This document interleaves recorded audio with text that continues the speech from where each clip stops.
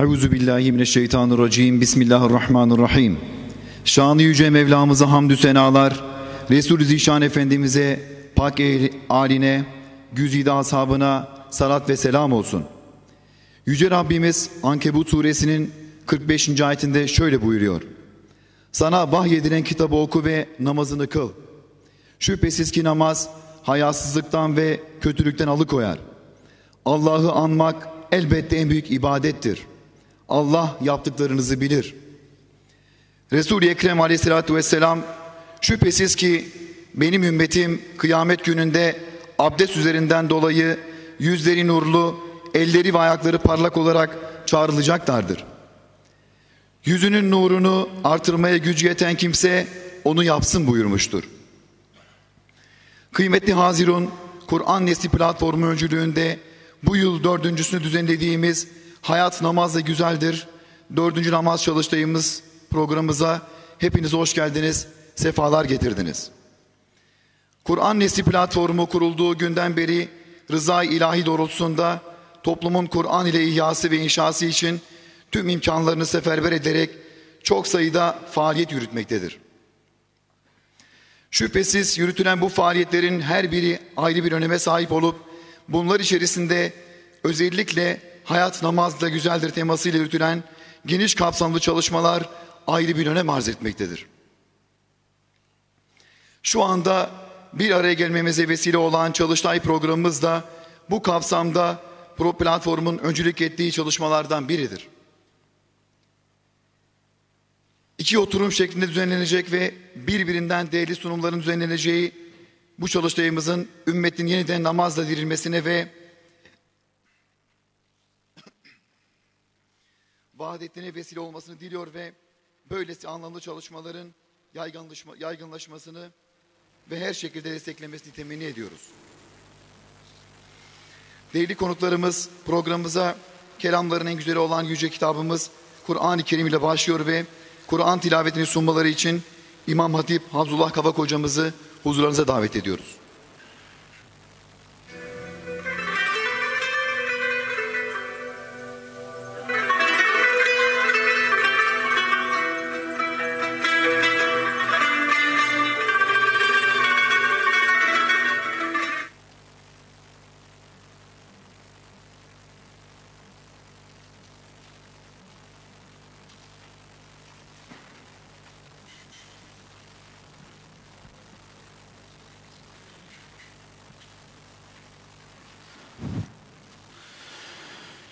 أعوذ بالله من الشيطان الرجيم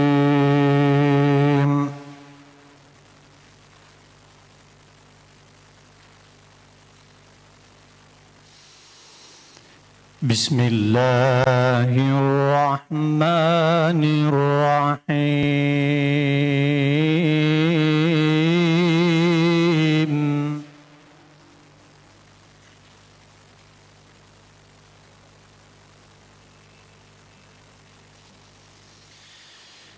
إن الإنسان خلق هلوعا إذا مسه الشر جزوعا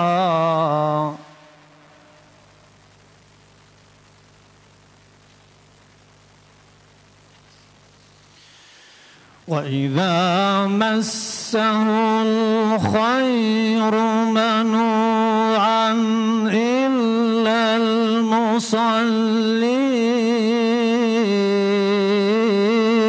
المصلين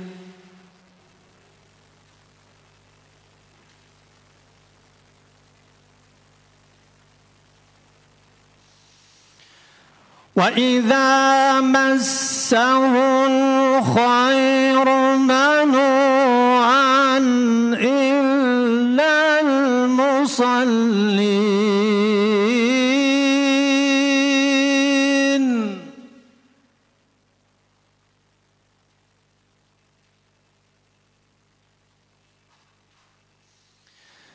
الذين هم على صلاتهم دائمون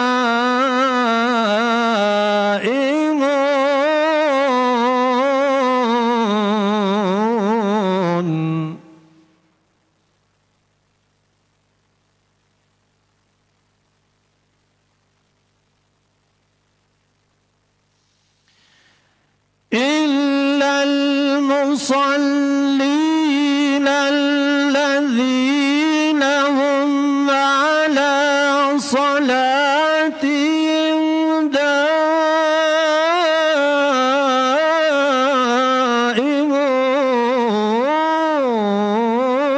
دائمون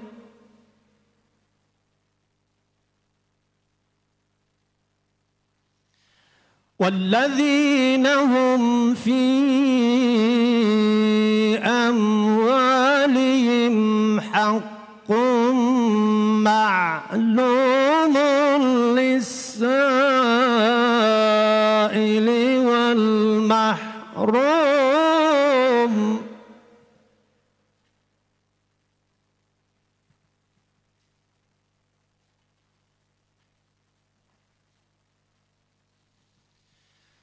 والذين يصدقون بيوم الدين والذين هم من عذاب ربهم مشفقون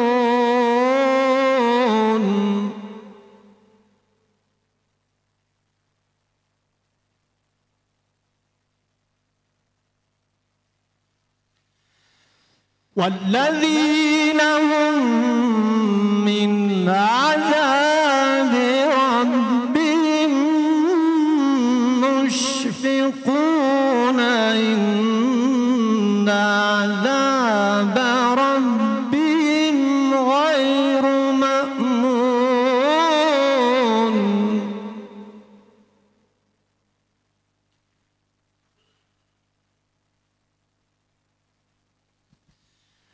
والذين هم لفروجهم حافظون إلا على أزواجهم أو ما ملكت أيمانهم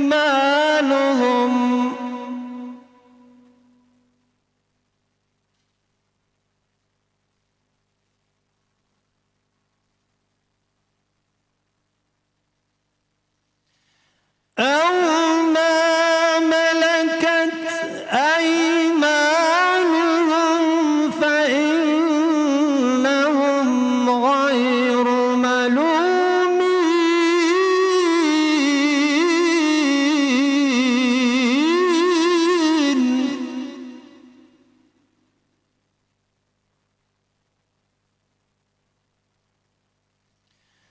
فمن ابتغى وراء ذلك فأولئك هم العادون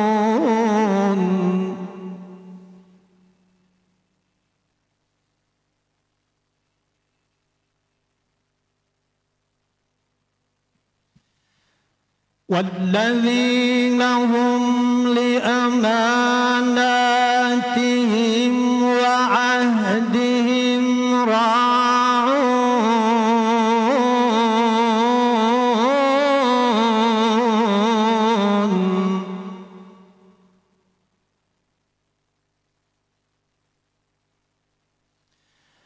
والذين هم بشهاداتهم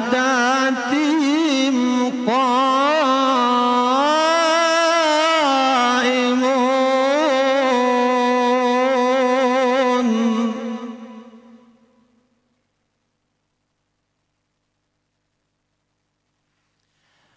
والذين هم على صلاتهم يحافظون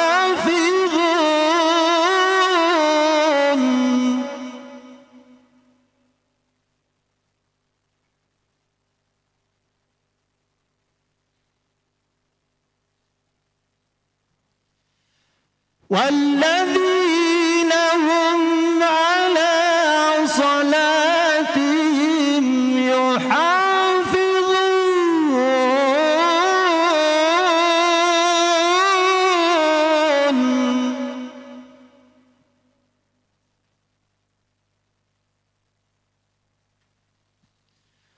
والذين هم على صلاتهم يحافظون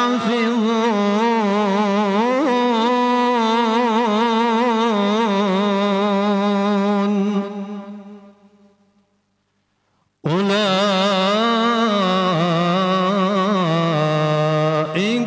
في جنات مكرمون صدق الله العظيم الفاتحة.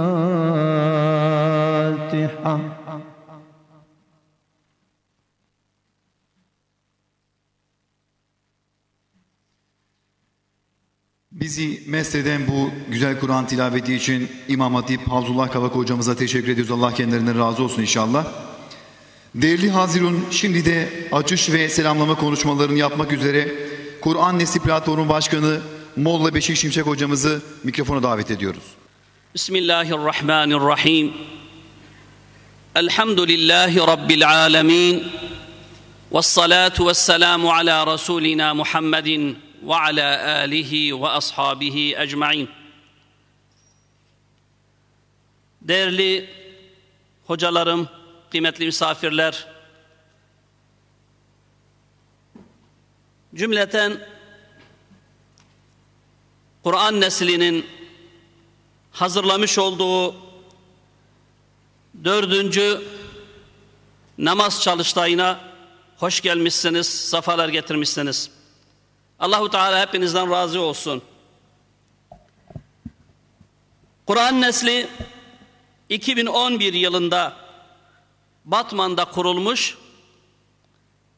Kısa bir zaman içerisinde Türkiye'nin genelinde teşkilatlanmış ve hamdolsun hizmetlerine devam ediyor.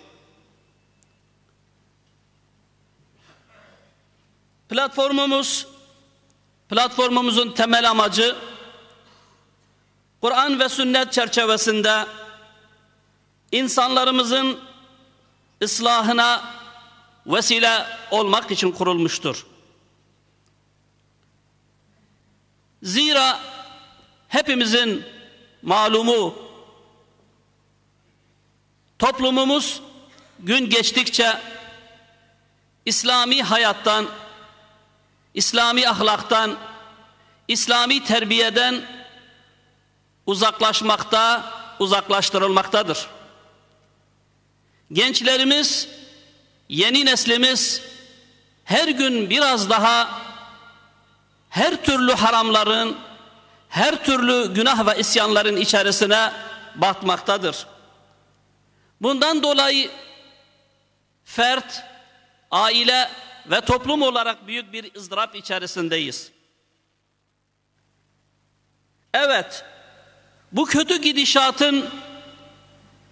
gidişata karşı bizler ancak ve ancak Kur'an ve sünnet çerçevesi içerisinde alnı secdeli, kalbinde ve zihninde Allah korkusu olan, İslami bir terbiye ile terbiyelenmiş, İslami bir hayata sahip bir nesil yetiştirmekle ancak bu kötü gidişatın önüne geçebileceğimize inanıyoruz. Zira Allahu Teala ayet-i kerimede bu hakikate şöyle işaret etmektedir. İbrahim suresi 1. ayet-i kerime. Elif lam ra.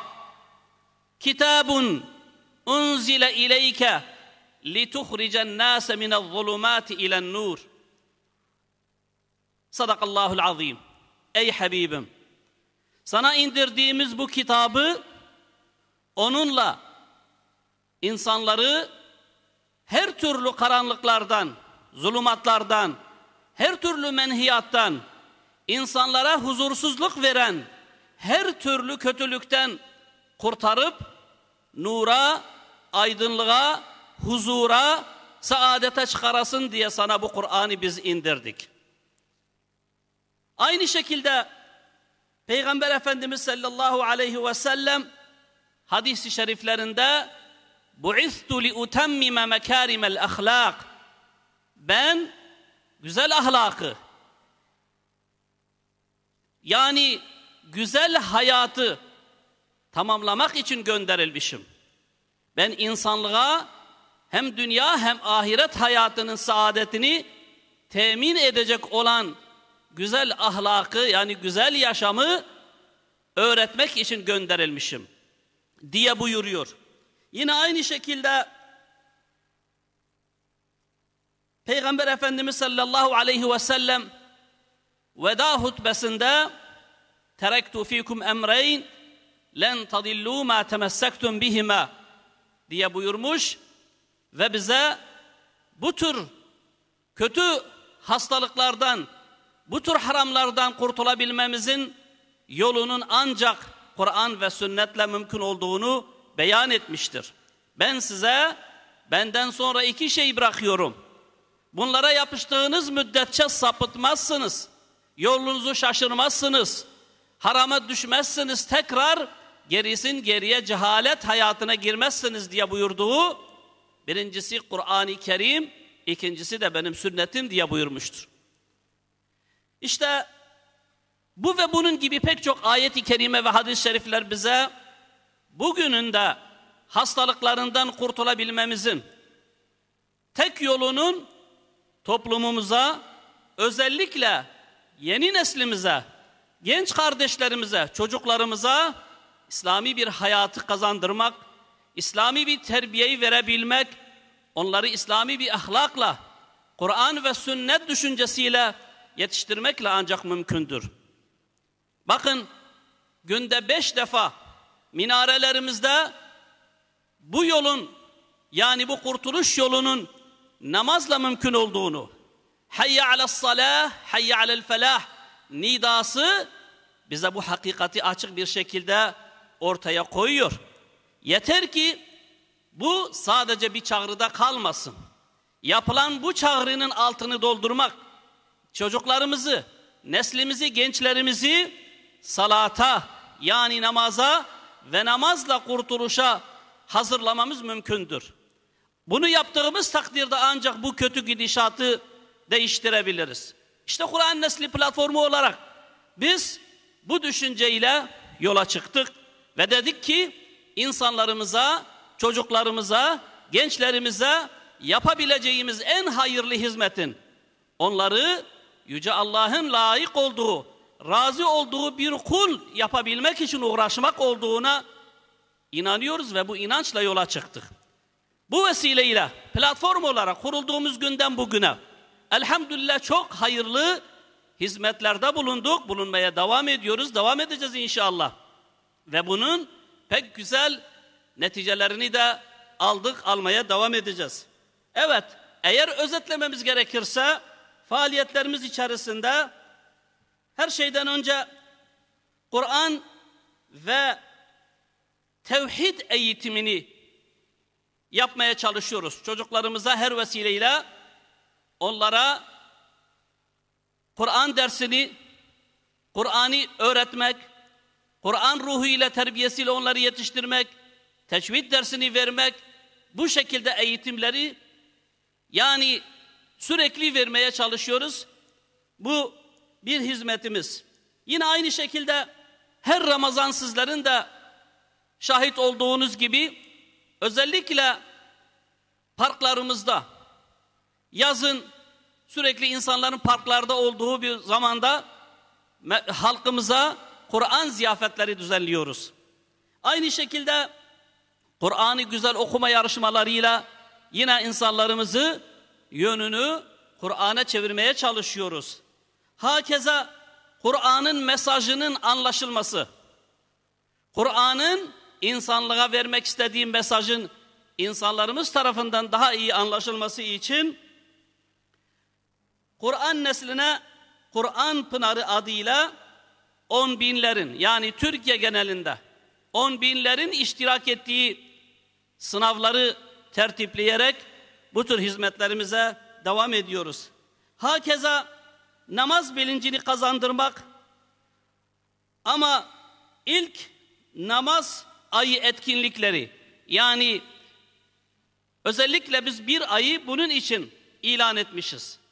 Çocuklarımıza, özellikle küçük çocuklarımıza namaz bilincini fehmettirmek, onları namazla tanıştırmak, onlara namazın ruhunu nakşetmek için çocuklarımızı namaza alıştırıyor ve neticede daha sonra da yani türlü etkinliklerle bunu hem velilerimizle hem çocuklarımızla beraber kutlayarak bu bilinci vermeye çalışıyoruz. Bunun için seminerler ve konferanslar vermeye devam ediyoruz.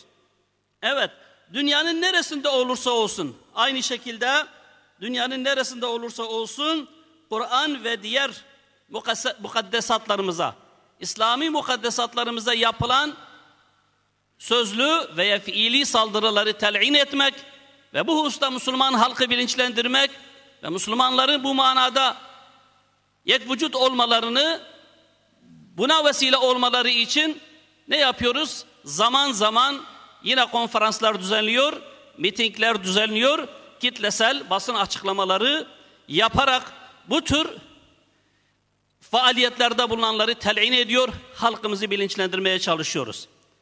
Ve bunun gibi pek çok hayırlı hizmetlerde bulunarak Kur'an Nesli platformu olarak neslimizi Kur'an'ı okuyan, Kur'an'ı seven, Kur'an'ı anlayan, Kur'an'ı hayat rehberi kılan, Kur'an'ı bir ahlaka sahip kılmaya çalışan bir nesil yetiştirmekle ancak bu toplumu bu kötü halden kurtarabileceğine inandığımız için bu ve buna benzer hizmetlerimize devam ediyoruz, devam edeceğiz inşallah. Umuyoruz ki Allahu Teala hiç kimsenin amelini boşa çıkarmıyor. Biz buna inanıyoruz. Dolayısıyla bu hayırlı hizmetlerin de neticesini görüyor. Rabbimizden bu hayırlı hizmetlerin daha güzel neticelenmesi için de temennilerde bulunuyoruz.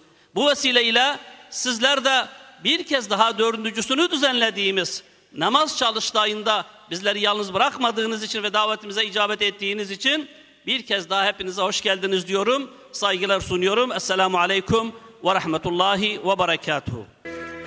Yaptığı bu güzel ve anlamlı konuşmalarından dolayı Kur'an Nesli Platformu Başkanı Molla Beşir Şimşek hocamıza teşekkür ediyoruz. Allah kendilerine razı olsun inşallah.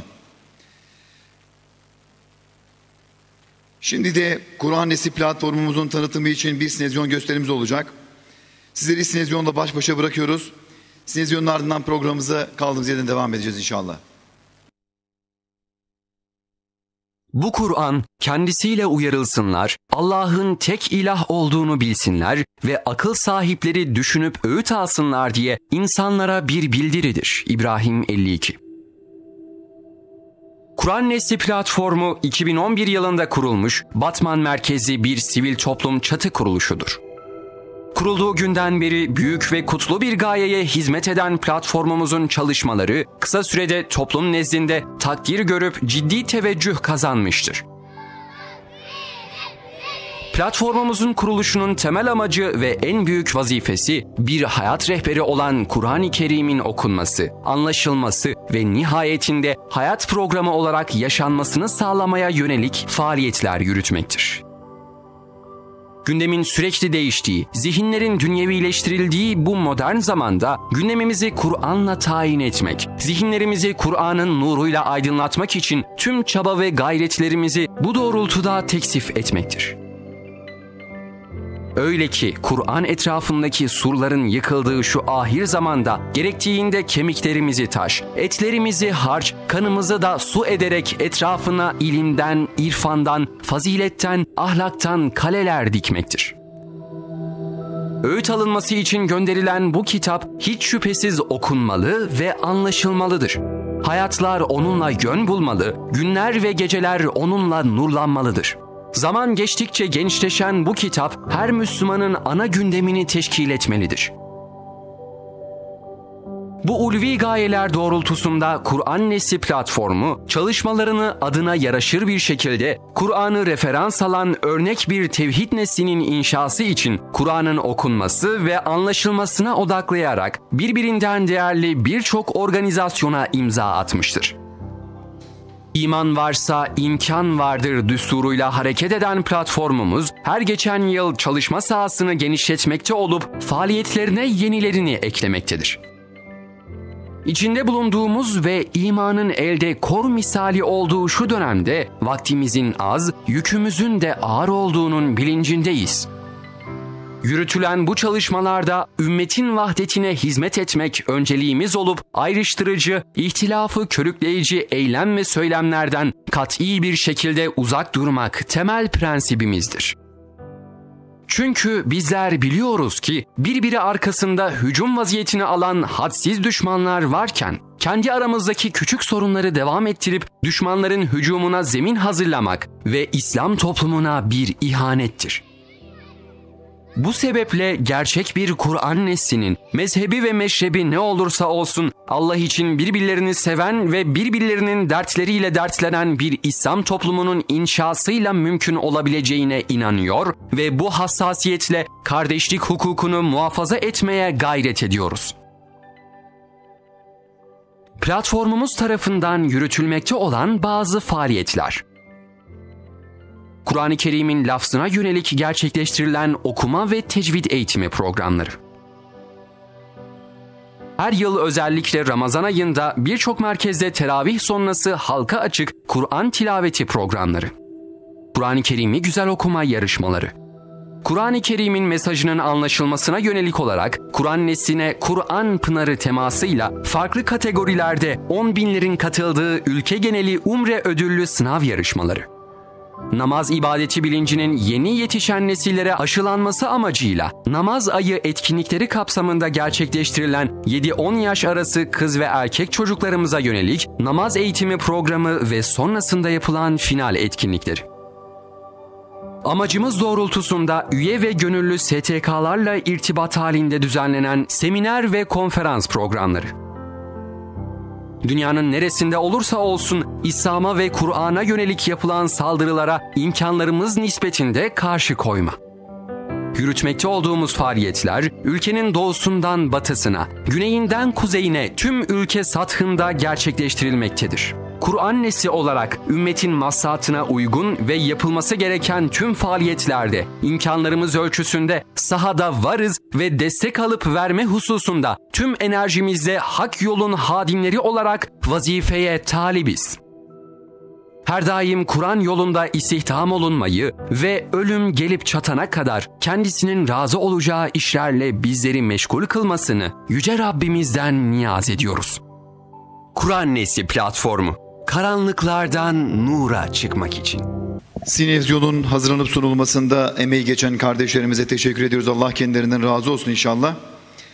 Değerli konuklarımız, kıymetli Hazirun. Şimdi de çalıştayımızın 1. oturumunu yönetmek üzere eğitimci yazar Kenan Çaplık hocamızı huzurlarınıza davet ediyorum. Muhterem seydalarım, kıymetli hocalarım ve sayın misafirler, Kur'an Nesli platformunun düzenlediği 4. namaz çalıştayı 1. oturumunu başlatıyoruz Allah'ın izniyle. 1. oturumda tebliğlerini sunmak üzere Mahmut Eraslan, gazeteci Mahmut Eraslan hocamızı buraya davet ediyorum. Buyurun hocam. Doçent Doktor Ekrem Uysal hocamızı buraya davet ediyorum. Buyurun hocam. Eğitimci yazar Mehmet Emin Sütçü hocamızı buraya davet ediyoruz. Buyurun hocam. Sonra dedim ki, namaz kılmayan yar, yardan kork. O Allah'ı terk etmiş ise seni mi terk etmeyecek? Namaz kulluğun burcu, Rabbimizden hediye. Sen de miraç istersen başını koy secdeye. Şimdi ilk tebliğlerini sunmak üzere Mahmut Eraslan hocamızı mikrofonu uzatacağız, ancak onun bir CV'sini okuyalım, kendisini önce bir tanıyalım. 1968 Konya Ereğli'de doğdu. Adana'da yetişti. Kitabevi ajans işletmeciliği yaptı. Özel işlerini bırakarak İslami davetlerde bulunmak üzere 25 yıl vakfe çalıştı. Birçok dernekte kurucu başkanlık yaptı. Radyo yayın yönetmenliği, internet haber yayın yönetmenliği, çocuk dergisi ve yerel gazetelerde yazılar yayınladı. TV programcısıdır. emekli 2 erkek 1 kız çocuğu babası, halen Adana'da faaliyet gösteren 55 Ulusal ve Yerel Derneğin bir araya geldiği ASİM yani Adana Sivil İnisiyatif Meclisi Başkanlığı ve İHH Adana İl Başkanlığı görevlerini yürütmektedir. Gazeteci Mahmut Erasoğlu hocamız namazın anlamı ve önemi konumu bir tebliği sunacaklardır. Buyurun hocam.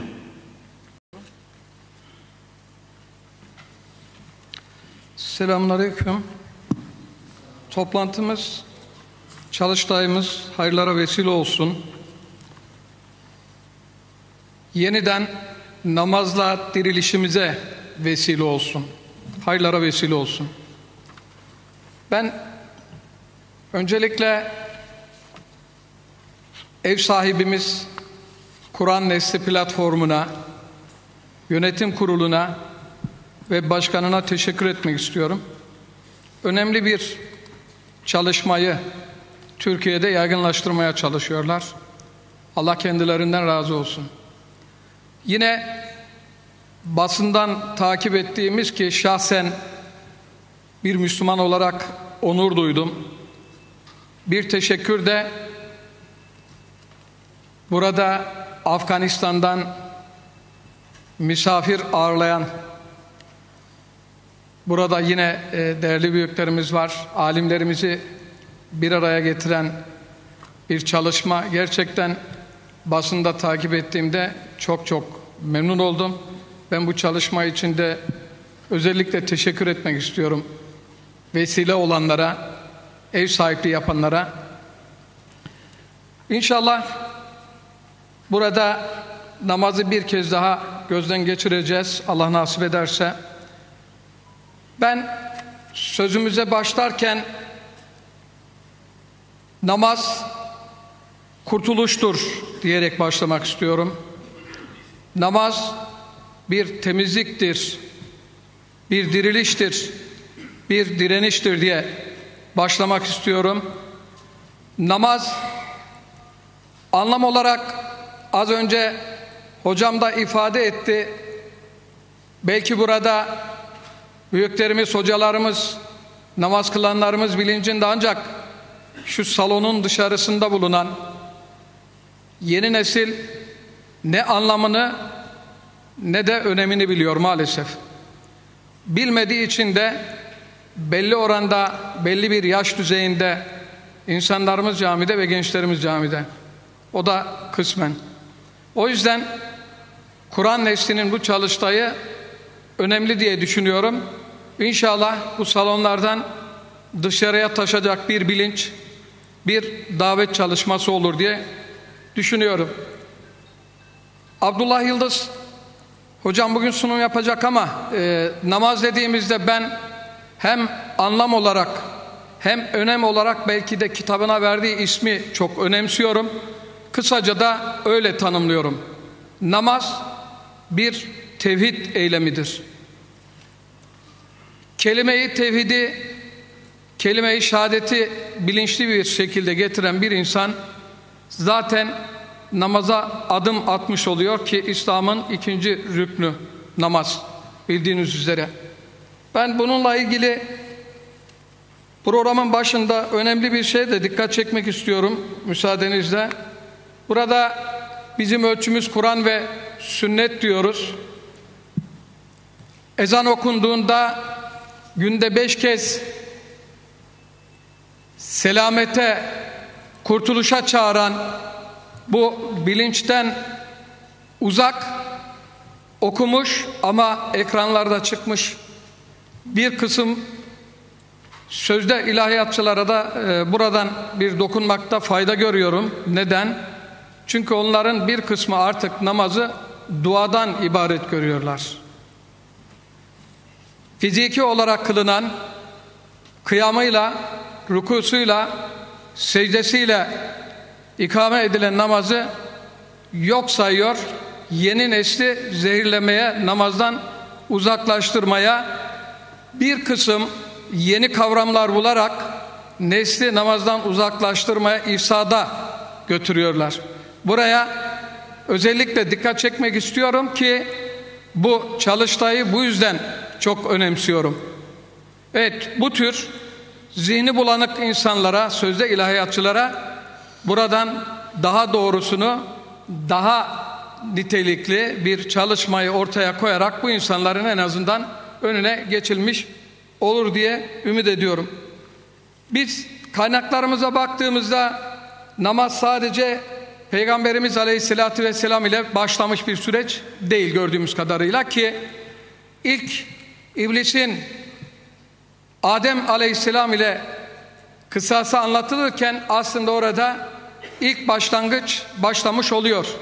Namaz başlamış oluyor. Çünkü namazın en önemli parçası, ki Allah'ın en çok hoşuna giden yer secde. Şeytan ilmiyle şımarıklık yapıyor. İlmiyle kibirleniyor. Burada az önce vurgu yaptığım şeyi bununla birleştirmek için girişte bunu söyledim. Çünkü bazıları ilmiyle sapıtmaya başladı. Şeytanın yolundan gidiyor. Neden? Burası önemli. Allah-u Teala secde et dediğinde hepinizin malum olduğu üzere bunu kabul etmiyor ve Allah'a karşı bir gerekçe koyuyor. Yani Allah'a karşı mantık yürütüyor. İlahi mesaj, vahye karşı, Allah'a karşı bir mantık yürütmek herhalde şeytana ait bir davranış olsa gerek ki o gereğini yerine getiriyor. Bugün namazın içini boşaltanlar bu duruma düşer mi düşmez mi, bunun altını çizmemizde fayda var diye düşünüyorum. Evet, tabii şeytan hatasını kabul etmediği için kaybedenlerden oldu ve hala o birçok kötülüğe örnek olduğu gibi birçok hatayı da beraberinde getirdi. Bugün eğer secdeden yüz çeviriyorsak bu kibrin bir alametidir. Namazsızlık bir kibrin alametidir ve kaybediyor. Namaz, az önce de ifade ettiğimiz gibi İslam'ın ikinci rüknü. Peygamberimiz Aleyhisselatü Vesselam, İslam 5 şey üzerinde kuruludur diyor. İşte az önce söylediğimiz birincisi kelime-i tevhid. Allah'ın varlığını, birliğini teyit etmek ama bununla yetinmemek. Bunu pratikte, yaşam tarzımızda ortaya koymak. Kuru bir iddiadan ibaret değil kelime-i tevhid. Bunun en iyi ispatı namazla yerine geliyor. Biz namazla anlamlı bir şey yapıyoruz. Allah'ın varlığını, birliğini, yaratma ve yönetmede bir tek ilahın o olduğuna iman ediyor. Kıyamla, rukuyla, secdeyle aidiyetini ve bedenini insan ispata çıkıyor. Bu hususta namazla ilgili İmam Rabbani şöyle diyor: namazın toplayıcılık niteliği vardır. Onda her türlü ibadetten bir parça bulunur.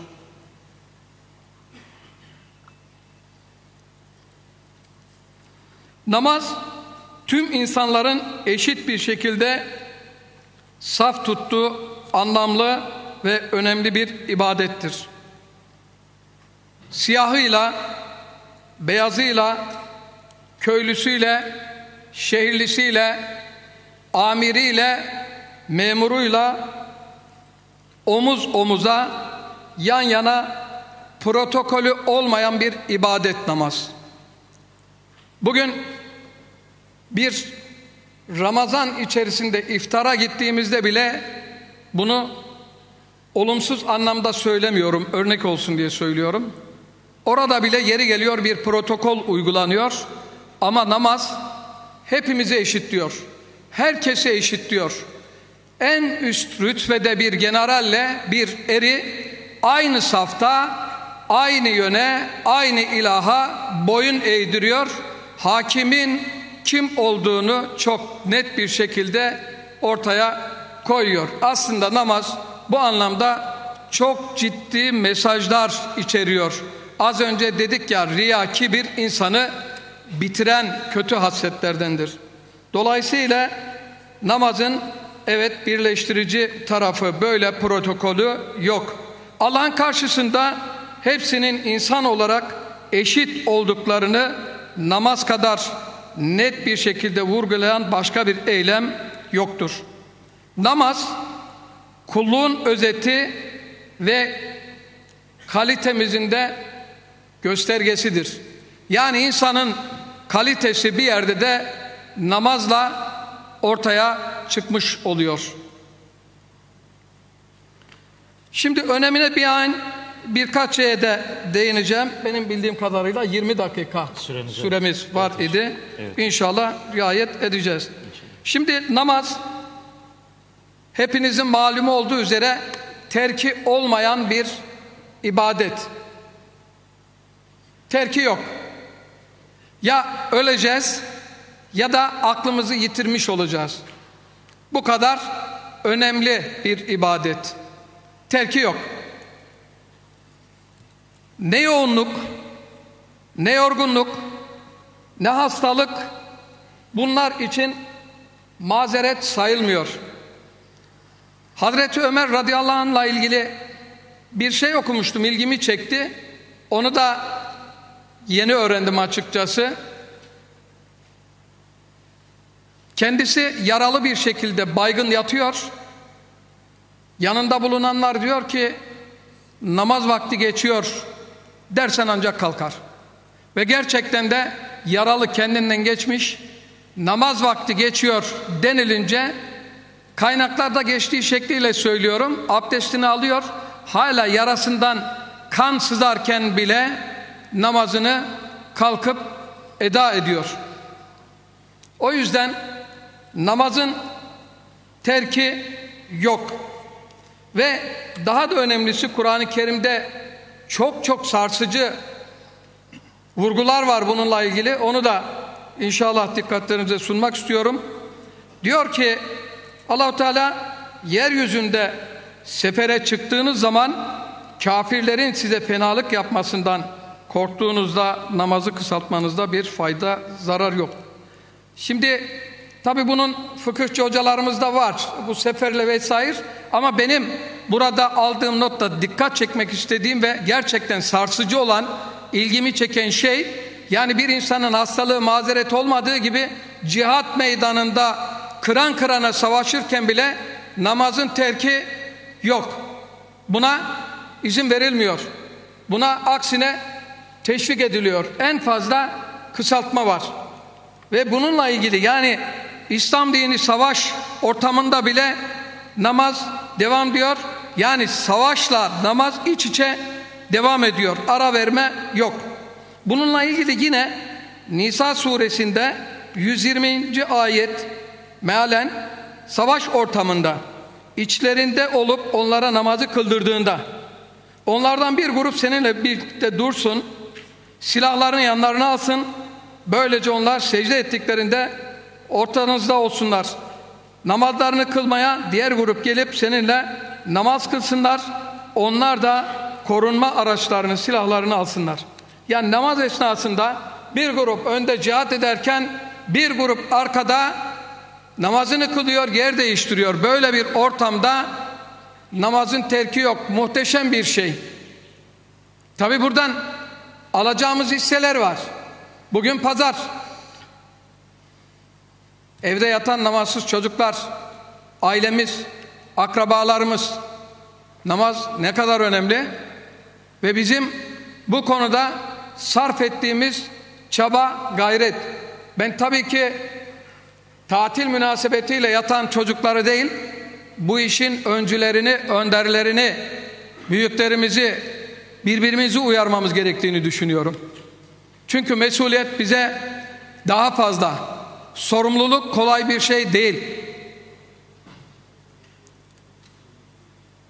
Yine ilgimi çeken sahabe, çok sarsıcı bir şey. Çin'e Peygamber Aleyhisselatü Vesselam tarafından davet için gönderiliyor. Gidiyor, bir süre tebliğini yaptıktan sonra orada etrafında odaklanan Müslümanlarla birlikte diyor ki, bu dinin peygamberi Hazreti Muhammed Aleyhisselatü Vesselam'ı özledik. Gelin bununla tanışın, birlikte gidelim. Yola düşüyorlar. Hocalarımız böyle bir sunuma gelirken 2 saat içerisinde Türkiye'nin herhangi bir yerinden fazla uçağa atlayıp geliyor. Klima var, yiyecek, içecek, her şey mevcut. Aylarca yol gidiliyor ve Peygamber Aleyhisselam'ı görmeye gelen bir avuç Müslüman, selam, aleyküm selam, diyor ki biz Resulullah Aleyhisselatü Vesselam'ı görmeye geldik Müslümanlarla.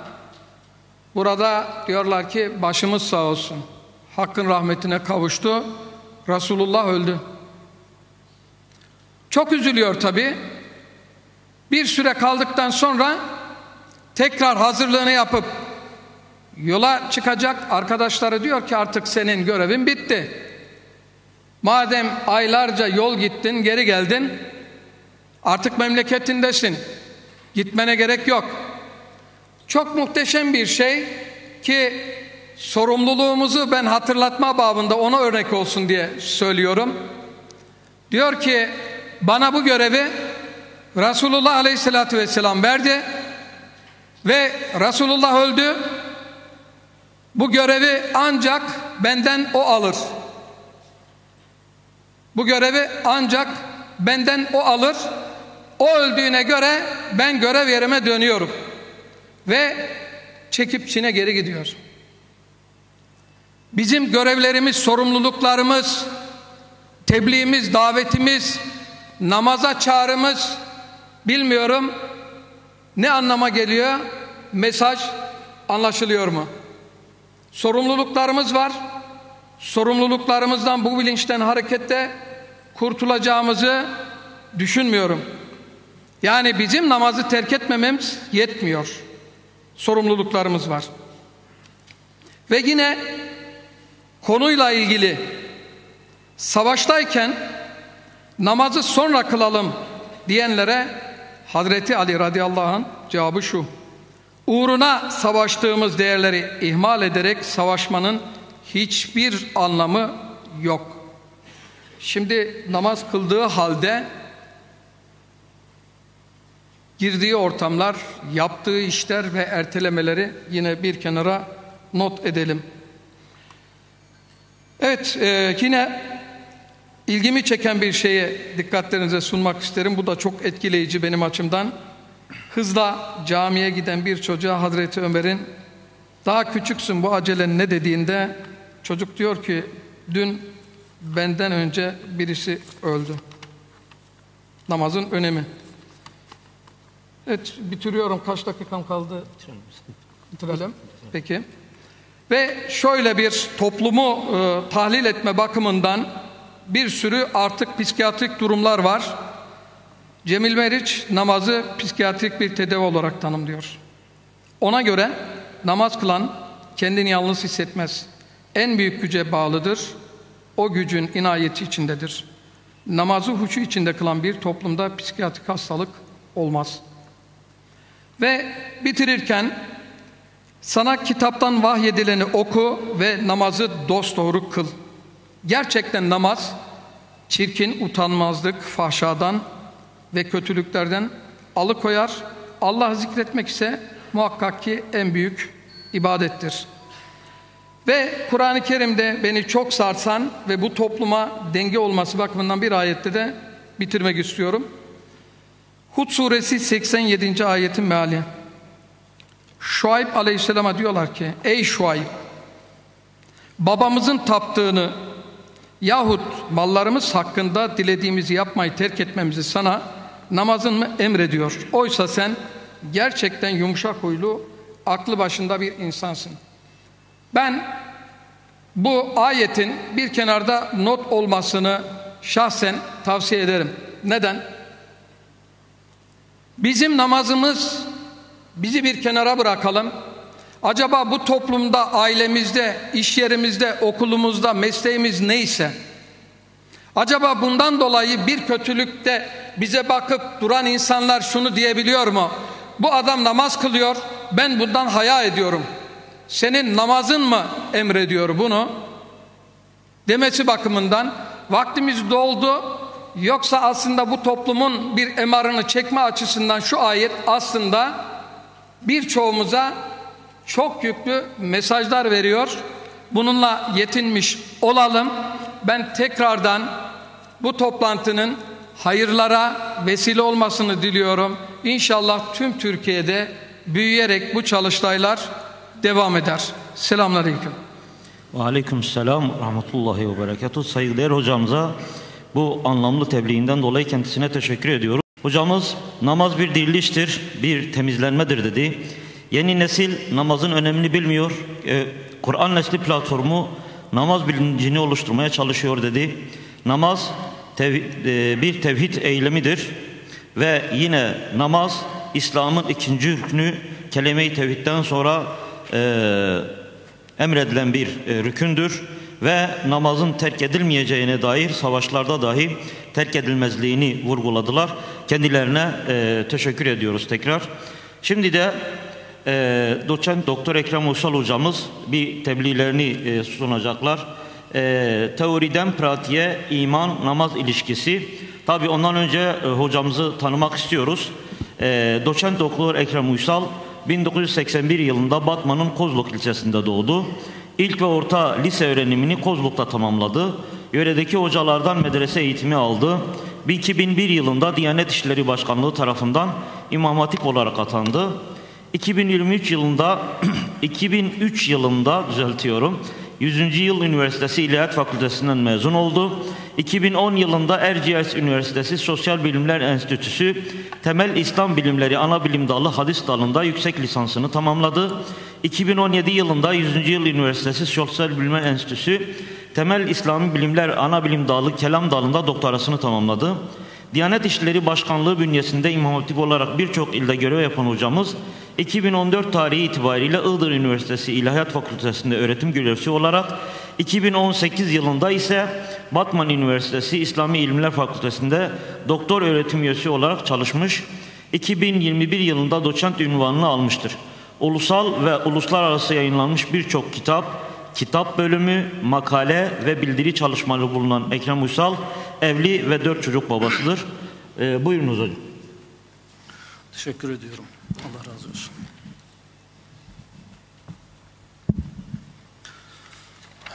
Euzubillahimineşşeytanirracim. Bismillahirrahmanirrahim. Elhamdülillahillezî alleme bil kalem. Ve sallallahu ala seyyidina Muhammedin ve ala alihi ve sahbihi ve sellem. Kıymetli hocalarım, değerli misafirler, hepinize saygı ve hürmetlerimi sunuyorum. Hepiniz hoş geldiniz diyorum. Bize bu fırsatı, burada konuşma fırsatını veren Kur'an Nesli platformuna ve emeği geçen bütün hocalarıma şükranlarımı sunuyorum. Tabii namaz ve iman ilişkisine değineceğim ama malumunuz olduğu üzere Resulullah sallallahu aleyhi ve sellem daha hayattayken İslam toplumunda vuku bulan soru ve sorunları bizzat Peygamber Efendimiz'e gidiyor ve çözümünü kendilerinde buluyorlardı. Ama ve lakin Resulullah sallallahu aleyhi ve sellemin vefatından sonra cevap bulma merci'i inkıtaa uğramıştır. Ve nihayetinde Efendimizin vefatından sonra hilafet meselesi başta olmak üzere yerine geçen Hazreti Ebubekir döneminde vuku bulan ridde olayları, zekat vermeyenlerin durumu, Hazreti Osman'ın şehadeti, Hazreti Ali döneminde vuku bulan nahoş olaylar neticesinde bir iman-amel ilişkisi ortaya konuldu. Ortaya çıkan meseleler ameli noktada imanı etkiler mi, etkilemez mi problemi ortaya çıkmış oldu. Ve nihayetinde kimi gruplar büyük günah meselesini, yani bu dönemde mürtekibi kebire dediğimiz büyük günah işleyenlerin durumuna binaen bunların imandan çıktıklarını söyleyiverdiler. Kimisi de dedi ki bunlar imandan çıkmaz, bunların durumunu Allah'a irca ederiz dediler. Bazıları bu durumla ilgili dediler ki ne iman ne küfür arasındadır. İkisi arasında bir yerdedirler bunlar. Ve bu şekilde değişik gruplar, fırkalar, mezhepler ortaya çıktı. Nihayetinde bizim burada dikkatimizi çeken husus iman-amel ilişkisi noktasındaki durumdur. Ve bu iman-amel ilişkisinde amel noktasını baz aldığımızda en önemli hususlardan bir tanesi de amellerin en yücesi olan namazdır. Öyleyse biz burada iman, İslam, amel ilişkisine değindikten sonra hemen namazla ilgili kısmı da izah etmeye çalışacağız inşallah. İman emene kökünden geliyor malumunuz olduğu üzere. Güvenli olmak, güvenilir olmak, birinin sözüne itimat etmek demektir. Allah'tan aldığı ve din adına tebliğ ettiği hususlarda Resulullah'ı ve diğer peygamberleri tasdik etmek manasına geliyor. İmanı sadece kalben tasdik anlamında kullananlar olduğu gibi iman kalben tasdik dil ile ikrardır diyenler de oldu. İman kalben tasdik dil ile ikrar ve azalarla ameldir diyenler oldu. İşte bunların tanımında azalarla amel kısmı bize önemli bir yer teşkil ediyor. Çünkü azalarla amellerin arasında nihai en zirve noktasında namaz bulunuyor. İslam'a baktığımız zaman İslam işte teslim olmak, efendime söyleyeyim boyun eğmek gibi anlamlara geliyor. Bakırlani İslam'ı şöyle tarif ediyor kıymetli hocalarım. Diyor ki iradeyi terk etmek, inkiyat ve teslim olmak demektir. Kalbi tasdik olan iman ise İslam'ın yalnızca temel öğelerinden birisidir. İman, İslam'ın esaslarından birisi olduğu için İslam imanı ihtiva etmektedir. Yani içlem-kaplam ilişkisinde İslam imanı içerisine alan geniş bir yelpazeye sahiptir diyor. İmam Gazali ise İslam'ı kalp, dil ve organlar için genel olarak kullanılması hasebiyle İslam'ın genel bir kavram olduğunu söylüyor. Aynı şekilde iman ise İslam'ın şumuruna göre sınırlı bir mefhumu ifade ediyor diyor. Bundan sonra bir de amel durumu var. Amel, iş, çaba, fiil, gayret anlamına geliyor. Ama emir ve yasakların, Allah'ın emir ve yasaklarının encamında, neticesinde, nihayetinde insanlara sevap ya da ikab, hayır ya da ceza karşılığını getirecek fiillerin hepsine amel diyoruz. İman-amel ilişkisine, iman-İslam ilişkisine baktığımız zaman ayet-i kerimeler ve hadis-i şerifler bu konuda bizlere rehberlik ediyor. İmam Maturidi mesela iman ve İslam'ın aynı olup olmadığı hususunda farklı görüşlerin olduğunu beyan ediyor. Kimileri mesela ayet-i kerimelerde وَمَنْ يَبْتَغِ غَيْرَ الْإِسْلَامِ دِينًا فَلَنْ يُقْبَلَ مِنْهِ Kim İslam dışında bir din ararsa, tercih etmeye kalkışırsa bu ondan kabul edilmeyecek. Ayet-i kerimesini baz alarak İslam ve imanın aynı şeyi ifade ettiğini beyan etmiştir.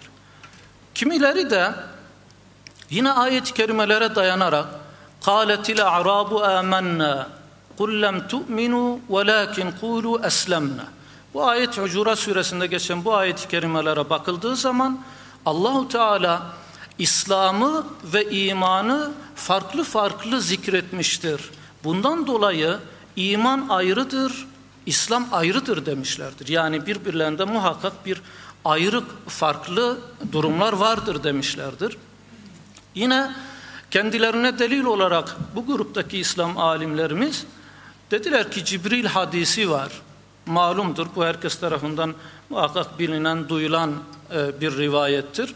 Hani bir gün ashabın ifadesiyle bir gün Resulullah sallallahu aleyhi ve sellemin yanında oturuyorduk diyorlar.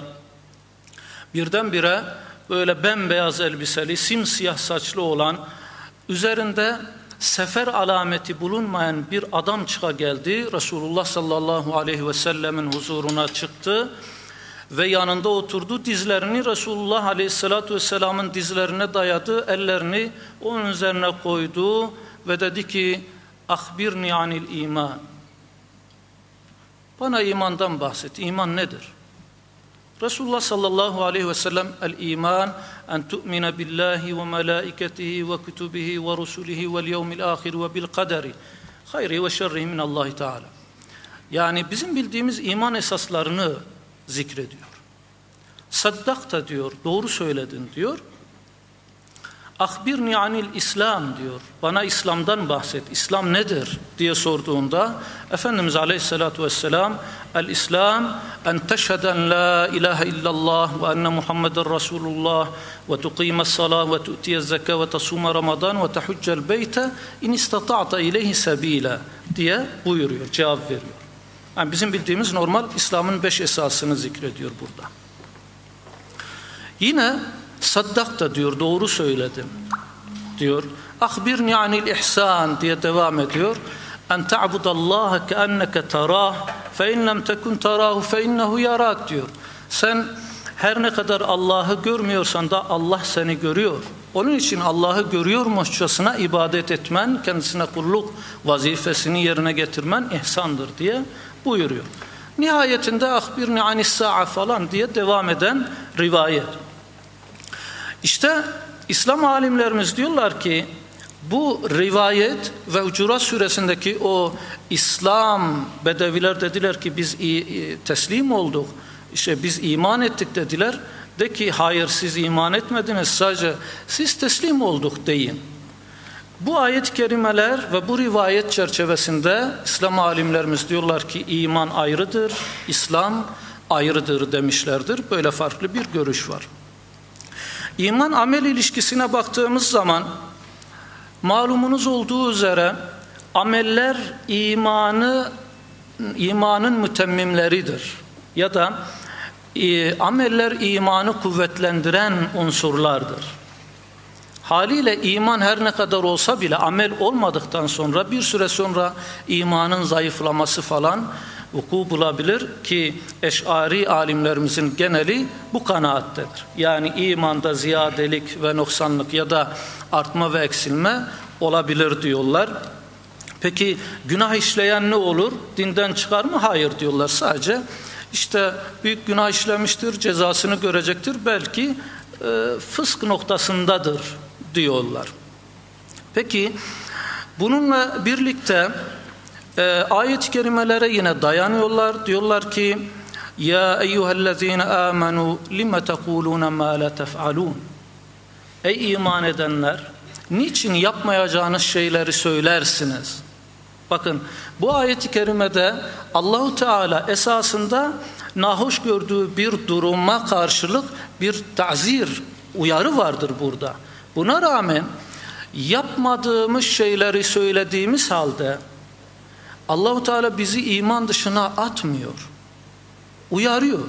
Sadece uyarıyor. Yani kişi haliyle amel noktasında bir cürüm, bir günah işlediği zaman iman dışına çıkmaz, sadece günahkar oluyor. Yine başka ayet-i kerimede ya eyyühellezine amenu, ey iman edenler, ey iman edenler, مَا لَكُمْ اِذَا قِيلَ لَكُمُ انْفِرُوا فِي سَب۪يلِ اللّٰهِ اِثَّاقَلْتُمْ اِلَى الْأَرْضِ اَرَضِيتُمْ بِالْحَيَاةِ الدُّنْيَا مِنَ الْآخِرَةِ. Tevbe suresinde geçen ayet-i kerime. Ey iman edenler, size ne oluyor da Allah yolunda cihada çıkın denildiği zaman öyle yere çakılıp duruyorsunuz. Yerinizden hareket edemiyorsunuz. Yoksa dünya hayatını ahirete mi tercih ediyorsunuz diyor. Burada da aslında Allah'ın esasında bir uyarısı, bir taziri vardır. Ama dikkat edin, bu fiilleri, nahuş fiilleri yerine getiren ya da Allah'ın cihada çıkın çağrısına icabet etmeyen insanlara Allah-u Teala yine ya eyyühellezine amenu diye hitapta bulunuyor. Ey iman edenler diyor. Yani ey kafirler demiyor. Bundan dolayı iman çerçevesi içerisindedirler ama ve lakin yaptıkları hataların cezasında göreceklerdir demişlerdir alimlerimiz. İman namaz ilişkisine gelirsek, iman ve namaz ilişkisi. Malumunuz namaz kelimesi Arapçada es-salat, dua etmek, ibadet etmek, bağışlanma dilemek, yalvarmak gibi anlamlara geliyor salat kelimesi. İbranice'de eğilmek, rukua gitmek anlamındaki sulot kelimesine dayanıyor. Bakın salat, sulot yani birbirine yakın esasında. Efendime söyleyeyim Farsça'da tazim için eğilmek, kulluk etmek, ibadet etmek şeklindeki namaz kelimesiyle karşılık bulmuştur. Namaz fiili olarak iftidah tekbiriyle başlayıp içerisinde değişik amellerin, duaların, zikirlerin, hareketlerin bulunduğu ve nihayetinde selamla biten bir ibadet yekunudur. Burada bazı alimlerimiz Kur'an-ı Kerim'de geçen bir ayet üzerine değişik yorumlara gitmişlerdir. Bunlardan bazıları demişler ki özellikle bu malumunuz ilk dönemlerde Müslümanlar, Peygamber Efendimiz ve ilk Müslümanlar ne yapıyorlar? Mescid-i Aksa'ya doğru namaz kılıyorlardı. Hatırlayınız. Ondan sonra işte ayet-i kerimeler geliyor. Özellikle hicretten sonra فَوَلِّ وَجْهَكَ شَطْرَ الْمَسْجِدِ الْحَرَامِ ayeti geldikten sonra artık Müslümanlar Mescid-i Haram'a doğru kılmaya başladılar. Bu olay üzerine Müslümanlar dediler ki önce Mescid-i Aksa'ya yönelerek kıldığımız namazlarımızın hükmü ne olacak? Yani bir süre o tarafa yönelerek kıldık dediler. Ayet-i kerime bunu izah eder mahiyette. وَمَا كَانَ اللّٰهُ لِيُضِيعَ اِيمَانَكُمْ Bu ayet-i kerime şüphesiz ki Allah sizin imanlarınızı zayi etmez. Bu ayet-i kerimede imanekum kısmı önemli. Bazı alimlerimiz demişler ki bu birebir imana denktir. Ama amel noktasında namazı işaret ediyor. Öyleyse namaz hemen hemen eşittir iman demek dediler. Bu kadar büyük bir öneme haiz, bu kadar kıymetli bir yere haiz dediler. Ve dediler ki yani imanekum eşittir salatekum. Öyleyse ki Mu'tezili alimlerin görüştür diyorlar ki namazı terk eden imanını terk etmiş gibidir. Böyle. Fakat ehl-i sünnet alimlerimiz demişler ki burada namaz ibadetidir. Kastedilen namaz ibadetinden de yani o kılınan namazları Allah-u Teala zayi etmez manasındadır. Hiçbir ameliniz boşa gitmemiştir manasındadır. Ve nihayetinde bir takım yine ehl-i sünnet alimlerimiz demişler ki yani buradan kasıt o namazın farz olduğuna iman etmektir. Oradaki normal iman değil, namazın farz olduğuna imana işaret eder, delalet eder demişlerdir. Böyle bir yaklaşım var. Bu yaklaşımlar bize neyi gösteriyor? Esasında bize namazın neredeyse imana yakın bir kıymete haiz olduğunu gösteriyor. Ve nihayetinde Elmalı Hamdi Yazır da şöyle diyor: Allah sizin sürekli ve kalıcı imanınızı veya imanınızın izi ve alameti, belirtisi olan namazlarınızı asla ve asla boşa çıkarmayacaktır. Bu ayeti bu şekilde tefsir ediyor. Başka ayet-i kerimelerde yine baktığımızda namazın kıymetiyle, önemiyle ilgili فَلَا صَدَّقَ وَلَا صَلَّى diyor. Tasdik etmedi ve namazını da kılmadı diyor. Şimdi iman, tasdik ve amel noktasındaki namaz peş peşe gelmiş, aynı ayette gelmiş. Haliyle bu tip ayet-i kerimeler ve ibareler namazla imanın ne kadar sıkı ilişki içerisinde olduğunu gösteren unsurlardır. Yani namaz neredeyse imanla bitişik bir halde zikrediliyor. Yani kişi tasdik etmediği, Resulullah'ın getirdiği şeyleri tasdik etmediği, namaz da kılmadı ya. Öyle bir şey olur mu yani? Öyle bir şey olur mu? Yine başka bir ayet-i kerimede munibine ileyhi vettekuh ve akimussalah ve la tekunu minel müşrikin. Namazlarınızı da ikame edin. Namazlarınızı hakkıyla yerine getirin. Müşrikler gibi olmayın. Müşriklere benzemeyin. Bakın, yani kişiyi müşriklerden, küfürden, şirkten alıkoyan ya da ayıran vasıfların en önemli hususu namaz ibadetidir bu ayet-i kerimeye göre. Yine Efendimiz Aleyhisselatü Vesselam işte buna benzer, bunu destekleyecek bir ifadede inne beyner racul ve beyneş şirki vel küfri terkus salah diyor. Kişi ile iman ya da şirk ve küfür arasında, kişiyle şirk ve küfür arasında namazı terk etmesi vardır diyor. Öyleyse asr-ı saadette namaz kılmayanı adeta ya böyle bir Müslümanlık olur mu demişler yani. Buna Müslüman diyebilir miyiz? Yaklaşımına gelmişler yani. Onun için namaz dinin direğidir. Namaz en ulvi ibadetlerin başına gelen bir durumdur yani. Bir tazimdir, bir ibadettir yani. Yine ayet-i kerimelerde ahirette vuku bulacak cennet ehliyle cehennem ehli arasında bir konuşmadan, bir diyalogtan bahsediyor.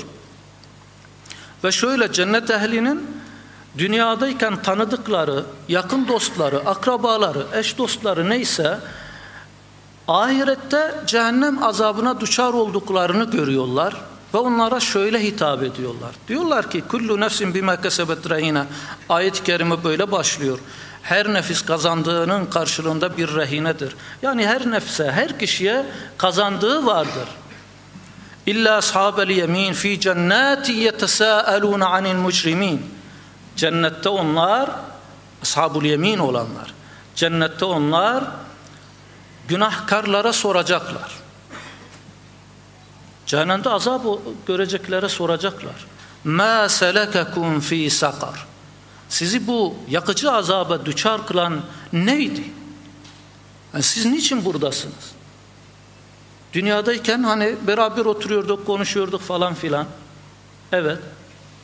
İşte onlar diyecekler ki قَالُوا لَمْ نَكُ مِنَ الْمُسَلِّينَ وَلَمْ نَكُ نُطْعِمُ الْمِسْكِينَ. Ayet-i kerimeler devam ediyor. Fakat ilk önce burada da biz namaz kılanlardan değildik ifadesi bize namazın kıymetini biraz daha arttırıyor. Şimdi bu ifadeler, bu ayet-i kerimeler, bu hadis-i şerifler hep birbirini destekler mahiyette ne yapıyor? Namazın ne kadar kıymetli, ulvi bir ibadet olduğunu bize gösteriyor. Tabiri caizse ayet-i kerimeler ve hadis-i şeriflerde madem bu kadar öneme haiz ve bu kadar ön plana çıkarılmış bir ibadet var, müminlere düşen görev ne? Semi'na ve ata'na diye işittik, itaat ettik demektir. Burada şöyle bir kıyaslama yapılabilir.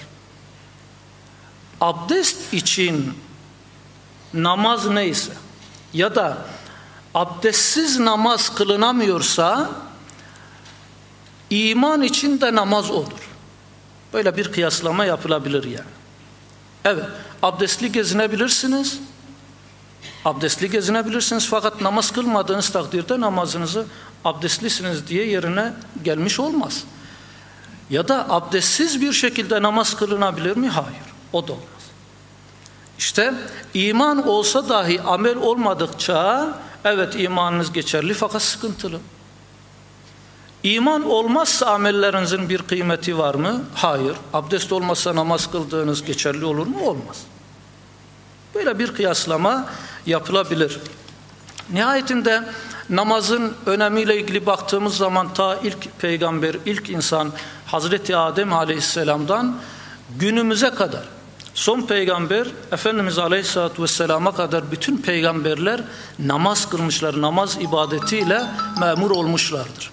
Nihayetinde bakınız ayet-i kerime yine فَخَلَفَ مِنْ بَعْدِهِمْ خَلْفٌ أَضَاعُوا الصَّلَاةَ وَاتَّبَعُوا الشَّهَوَاتِ فَسَوْفَ يَلْقَوْنَ غَيَّا ayet-i kerimesi var. Yani bu ayet-i kerimede Hazreti Adem'den, işte Hazreti Nuh'tan bahsediyor, Hazreti İbrahim, Hazreti Yakup'tan bahsediliyor ve nihayetinde kendilerinden sonra öyle bir nesil geldi ki namazı zayi ettiler, namazı kılmadılar. İşte bunlar gayya çukuruna gönderilecekler diyor. Allah muhafaza. Diğer peygamberlere baktığımız zaman inne salati ve nusuki ve mahyaya ve memati lillahi rabbil alemin. Benim hayatım, yaşamım, ölümüm hepsi alemlerin Rabbi olan Allah'a aittir. Allah içindir yani.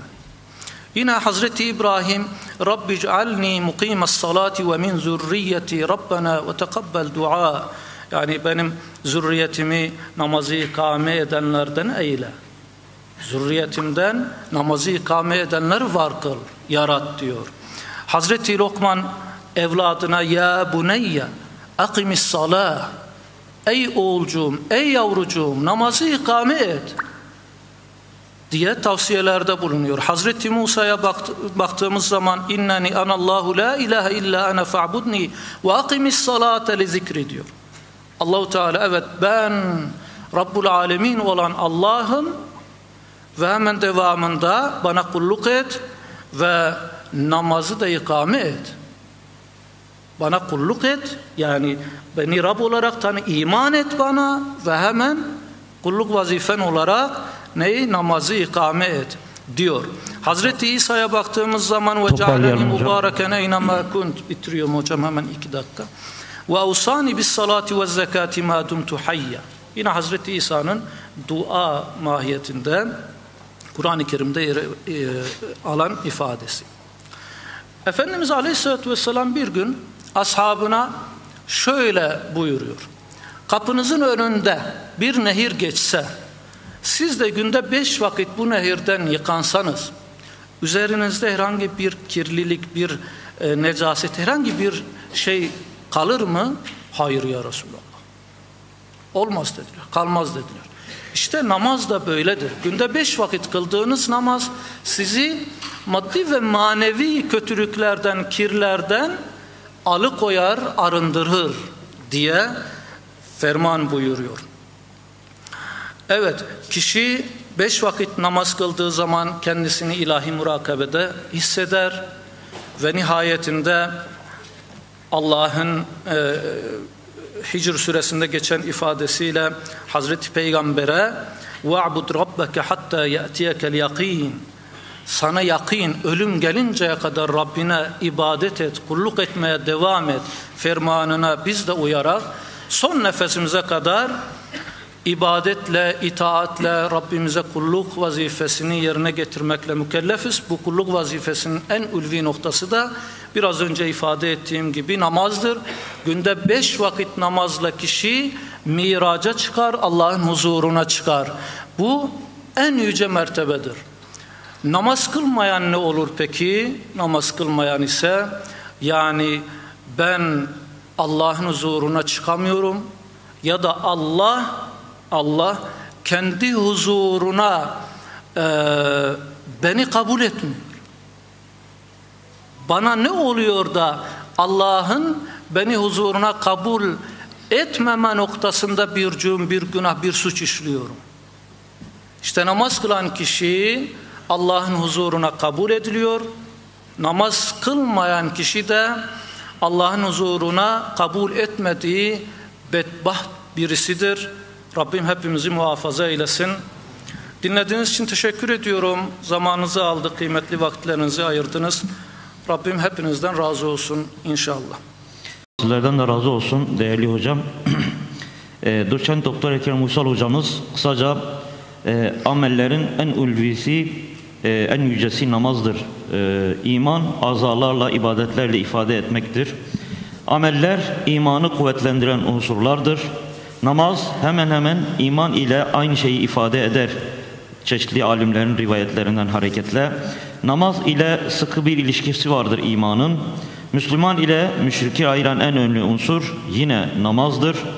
Ayet ve hadisler namazın ulvi bir ibadet olduğunu bize bildiriyor şeklinde özetlenebilecek tebliğlerini sundular. Bu değerli tebliğlerinden dolayı hocamıza teşekkür ediyoruz. Allah kendilerinden razı olsun. Şimdi de üçüncü tebliğcimiz Mehmet Emin Sütçü hocamız namazın 5 vakte tahsisinin önemi konulu bir tebliğde bulunacaklardır. Kendisini de kısaca tanıyacak olursak, Mehmet Emin Sütçü 1980 yılında Hatay'ın 4 Yol ilçesinde dünyaya geldi. İlk orta ve lise eğitimini burada tamamladı. 2003 yılında Dicle Üniversitesi Tarih Öğretmenliği bölümünden mezun oldu. 2005 yılından itibaren 17 yıl çeşitli okullarda öğretmenlik yapan ve halen bir lisede idareci olarak görev yapmakta olan hocamız evli 3 çocuk babasıdır. Hocamızın siyer alanında Server-i Enbiya adlı bir eseri ve kendisinin de dahil olduğu bir komisyon tarafından yayınlanmış Hayat Namazla Güzeldir adlı bir namaz etkinliği kitabı bulunmaktadır. Çeşitli gazete ve dergilerde yazıları bulunan hocamız halen Kur'an Nesli platformu sözcüsü ve aynı zamanda Batman Erdemli Eğitimciler Cemiyeti Başkanı olarak çalışmalarını yürütmektedir. Buyurun Mehmet Emin Hocam. Euzubillahimineşşeytanirracim. Bismillahirrahmanirrahim.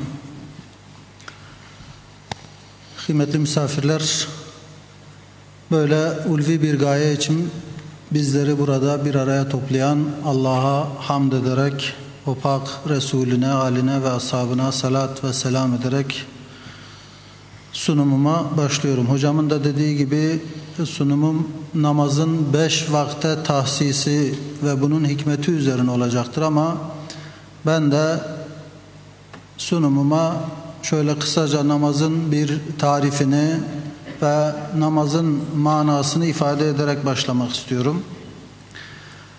Namaz, insanın kendisini saran gafletten ve tüm dünyalıkların tazyikinden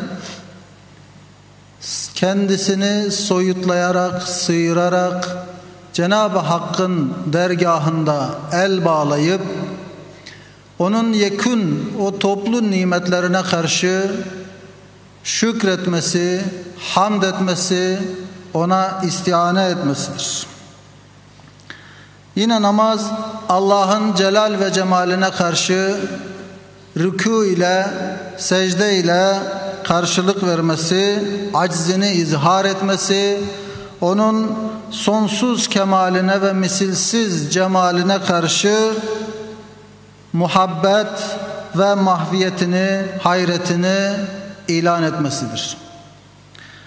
Namaz insanın bütün fani sevdiklerine bedel, bir mahbubu bakinin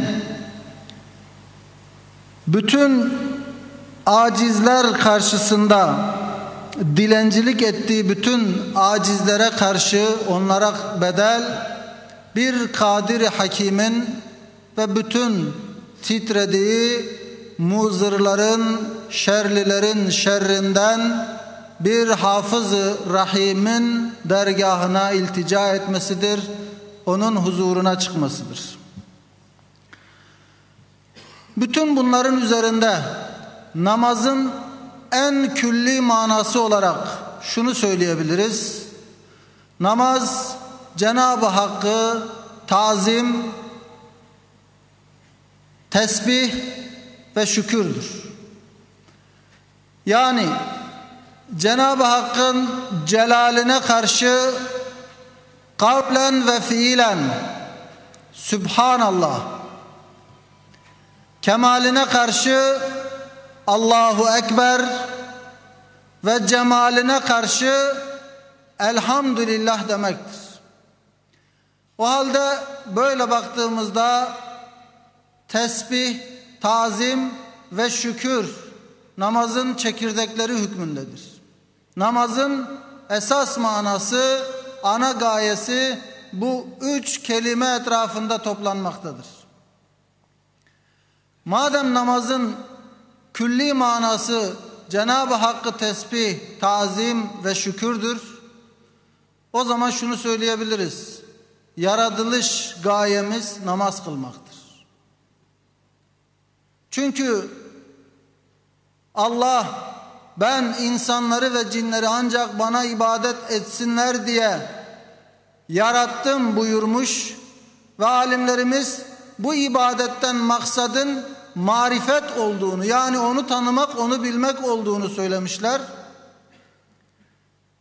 Allah'ı tanımanın ve bilmenin göstergesi, kanıtı, neticesi de madem onu tanıyan, onu bilen, onu tesbih eder, onun bütün kusurlardan, eksikliklerden münezzeh olduğunu anlar, onun yüceliğini, büyüklüğünü, kudretini anlar ve verdiği bütün nimetleri idrak ederek şükreder. Madem onu tanımanın, bilmenin neticesi budur ve bu neticeler namazda toplanmışsa, o zaman genel olarak rahatlıkla yaratılış gayemiz namazdır. Allah'ı tesbih etmek, tazim etmek ve nimetlerine şükretmektir diyebiliriz. O halde namazın manası buysa ve yaratılış gayemizin özünde bu varsa, ilk yaratılıştan itibaren namaz ibadeti var. Ta ilk insanla, Hazreti Adem'le başladı namaz. Belki vakitleri farklıydı, rekatları farklıydı. Ama 5 vakit namaz bizlere Peygamber Efendimiz Aleyhisselatü Vesselam'ın miracında hediye edilmiştir. Hediye diyorum. Yani namaz bir eza değil, namaz bir külfet değil, namaz bir zahmet değil, namaz bütün kainatın sahibinin, kainattaki en aciz, en fakr içerisindeki mahluku olan insana günde 5 kez kapısını açması, o aciz kulunu huzuruna kabul etmesi gibi büyük bir hediyedir, büyük bir armağandır. İşte tam burada o zaman şu soruyu soruyoruz: neden 5 vakit? Allah namazı 5 vakit olarak belirledi Miraç'ta ve bu 5 vakte tahsis edilmesinin hikmeti nedir diye soruyoruz ve Risale-i Nur'dan açılan pencereyle şu sonuca varıyoruz. Öncelikle insan, namaz, kainat üçlüsünü ele alıyoruz. Bu üçlü bir özettir, bir misali musaggardır, bir numunedirler. İnsanla başlayalım. İnsan kainatın bir misali musaggarıdır. Yani kainatta, yani alemde ne varsa insanda özet olarak vardır. İnsan kainatın küçültülmüş hali ve kainat insanın genişletilmiş halidir. İnsandaki hücreler gökteki yıldızlardan haber verir. İnsandaki hafıza levh-i mahfuzdan haber verir. İnsandaki ruh alem-i ervahtan haber verir. Bizdeki rüya alemi alem-i misalden haber verir. Kemiklerimiz taşlardan, dünyayı saran kayalardan, sertliklerden haber verir. Nasıl o kayaları bir toprak örtüsü sarmışsa, kemiklerimizi saran etlerimiz de o topraktan haber verir. Damarlarımızda akan kan, nehirlerden, derelerden, sulardan haber verir. Mizacımız, sertlik, yumuşaklık hep tabiatta olan, evrende, alemde olan şeylerdir. Bu yönüyle baktığımızda hakikaten insan alemin özüdür. İkinci olarak Fatiha da Kur'an'ın özüdür, özetidir, hülasasıdır. Yani Kur'an ne mesaj veriyorsa bütün bu mesajlar yekün halinde Fatiha'da mevcuttur. Kur'an'ın mesajı 4 esas üzerinedir. Tevhid, nübüvvet, haşr Ve dördüncü olarak da ibadet ve adalet bir arada alınır. Bu dört esas, dört ayak üzerinedir.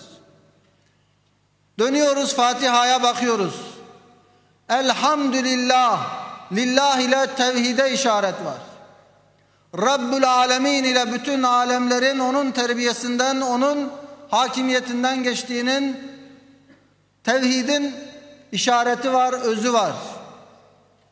Yine Maliki Yevmiddin ile Kur'an-ı Kerim'de bütün ahiret ile, kıyamet ile, öbür alem ile ilgili bütün ayetlerin özetini görüyoruz. Yine Sırat-ı Müstakim ile, İhdine Sırat-ı Müstakim ile nübüvveti, o peygamberleriyle gösterdiği o dosdoğru yolu, kendisine nimet verilenlerden işte o peygamberleri ve o peygamberlerin yolunu sürdürenlerin özetini görüyoruz. Mağdub ve dallin kısmında ise Kur'an-ı Kerim'de kıssaları anlatılan bütün o firavunların, Nemrutların, helak olmuş kavimlerin özetini görüyoruz. Dolayısıyla Fatiha'da Kur'an'ın özeti olarak karşımıza çıkıyor. Ve üçüncü basamakta namaz. Namaz da bütün ibadetlerin özüdür, hülasasıdır, özetidir. Cenab-ı Hakk'ı tesbih, tazim, şükür, ibadettir. Namazda bu mübarek kelimeler ve namazın ardındaki tesbihatta bu mübarek kelimeler mevcuttur. Tefekkür, tevazu birer ibadettir. Namazda bunlar mevcuttur. Oruç bir ibadettir. Namazda küçük bir oruç vardır. Namazda yemek içmek haramdır. Nasıl ki oruçta gözümüzü, elimizi, kulağımızı yine münkerattan uzaklaştırıyorsak, namazda da o orucun, külli manadaki orucun küçük bir örneği var. Gözümüzü haramdan, kulağımızı çirkin sözlerden uzak tutup tümüyle ona yönelme var. Namazda zekat var. Zekat nasıl malın bir kısmının infak edilmesi, o malın arındırılmasıydı, aynı şekilde namaz, vaktin, ömrün, sağlığın, hayatın bir zekatıdır. Selamlaşma bir ibadettir, namazda mevcut. Peygambere salat selam ibadettir, namazda mevcut. Kur'an-ı Kerim'i okumak bir ibadettir, namazda mevcut. O halde bütün ibadetlerin özet olarak içinde bulunduğu bir fihriste-i nuraniyedir. Bütün ibadetleri ve bütün mahlukatın ibadetlerini de kıyam, rükû ve secde ile kainatta mevcut bulunan üç farklı türün ibadetlerini de kendinde barındıran külli bir ibadettir. O halde şöyle düşünerek namazın 5 vakte tahsisine bağlıyorum. Şöyle hayal edelim. Kendimizi namazda hayal ediyoruz. Bütün kainatın özeti olarak ben, yani insan, bütün ibadetlerin özeti olan namazda, bütün Kur'an'ın özeti olan Fatiha'yı okuyorum, bu üç özeti cem ediyorum. Ve bütün bunları, bütün vakitlerin özeti olan vakitlerde yapıyorum. Yani Cenab-ı Hakk'ın namaz için tahsis ettiği vakitler, o günün içindeki o vakitler, külli dairedeki bütün vakitlerin de özetidir, hülasasıdır. Şimdi burada Üstad Bediüzzaman'ın şu sözünü aktarayım. Diyor ki, her bir namazın vakti mühim bir inkılap başı olduğu gibi, her bir namazın vakti mühim bir inkılap başı olduğu gibi, azim bir tasarruf ilahinin aynesi ve o tasarrufun içindeki ihsanat-ı külliye-i ilahiyenin bir makesidir. O zaman her bir vakit neymiş? Mühim bir inkılap başı. Her bir vakit inkılap, büyük olaylardan haber verir. Demek ki o gün içerisindeki o her bir namaz vakti büyük inkılaplardan haber veriyor. büyük olaylardan haber veriyor. Ve o inkılaplar içerisinde azim bir tasarruf ilahi var. Güneş doğuyor, büyük bir inkılap. Adeta karanlıkların içerisinden aydınlığa kavuşuyor dünya. Büyük bir inkılaptır ve bunun içerisinde azim bir tasarruf ilahi var. O güneşin ışıklarıyla adeta bütün canlılar uyanıyor, başını kaldırıyor. Ve bunun içerisinde Allah'ın ihsanının, nimetlerinin makesini yansıdığını görüyoruz. Şimdi burada bu meseleyi daha iyi anlamak adına bir saat örneği veriyoruz. Bir saat düşünelim. Hani saatlerimiz saniyeyi, dakikayı ve saatleri, saniyeyi, dakikayı, saatleri sayan millerimiz var. Buna bir de haftanın günlerini sayan bir mil, bir ibre daha ekleyelim. 4 ibresi olan bir saat. Bu saatin her bir ibresi aslında birbirine bakıyor. Birbirini tamamlıyor, birbirinin hükmünü alıyorlar. Aynen öyle de Cenab-ı Hakk'ın bir saat-ı kübrası hükmünde bir saat düşünelim. Saniyeleri günün vakitleri, günler, dakikaları mevsimler, seneler, mevsimlerin oluşturduğu seneler, saati sayan ibresi insanın ömrünün evreleri ve günü sayan ibresi de alemin 6 günden ibaret olan evresi, ibresi olsun. Böyle bir saat. O zaman nasıl ki o küçük saatin her bir ibresi birbirinden haber veriyor, birbirinin hükmünü alıyordu, şu kainatın büyük saatinin de her bir ibresi birbirine bakıyor, birbirinin hükmünü alıyor, birbirinden haber veriyor. Günler senelerden, seneler insanın ömründen, insanın ömrünün evreleri de içinde yaşadığı, bulunduğu kainatın ömrünün evrelerinden haber veriyor. O halde 4 daireyi düşünüyoruz. Her kıldığımız namaz vaktinde tefekkürümüzü genişletip bir günün dairesinden bakış, 2 sene dairesi içerisinden, mevsimler dairesi içerisinden, 3 insanın ömrünün dairesi içinden ve 4 hilkat-ı kainatın ömür dairesi içerisinden bir bakışla bakacağız bu vakitlere. Sabah namazıyla başlıyoruz. Sabah namazı bütün başlangıçları hatırlatır. Karanlığın bitmeye yakın olduğu yerde bir kalkış, bir uyanış ve huzura varış. Birazdan yeni bir gün başlayacak. Birazdan bana verilen yeni bir hayatın ışıkları etrafı aydınlatacak. Bana o yeni hayatı veren Allah'ın huzuruna hamd etmek, şükretmek için kalkıyorum.